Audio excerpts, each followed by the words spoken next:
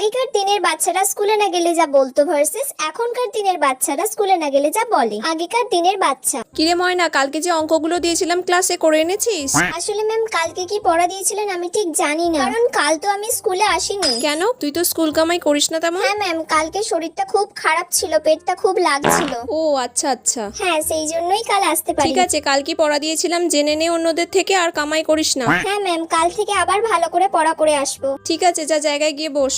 এখনকার দিনের বাচ্চা। শ্রেয়া, কাল যে হোমওয়ার্কটা দিয়েছিলাম বাড়ি থেকে করে এনেছো? ম্যাম আমি না কাল স্কুলে আসিনি, সেই জন্য কি হোমওয়ার্ক দিয়েছিলেন আমি জানি না। কেন আসোনি? আসলে ম্যাম কালকে না আমার ইউটিউব চ্যানেলে 1 লাখ সাবস্ক্রাইবার কমপ্লিট হয়েছে তো, আর ইনস্টাতেও আমার 50,000 ফলোয়ার্স কমপ্লিট হয়েছে, সেই কারণে কালকে একটু বাড়িতে সেলিব্রেশন করেছিলাম। আর আমার কয়েকটা ফটোশুটও ছিল তো, সেই কারণে একটু বাইরে যেতে হয়েছিল। ওয়াও, কংগ্রাচুলেশনস, তোমার মতো স্টুডেন্ট পাওয়া তো ভাগ্যের না, না, ma'am, ব্যাপার। ঠিক আছে। ওকে ওকে, ক্যারি অন। হ্যাঁ ম্যাম, হ্যাঁ ম্যাম।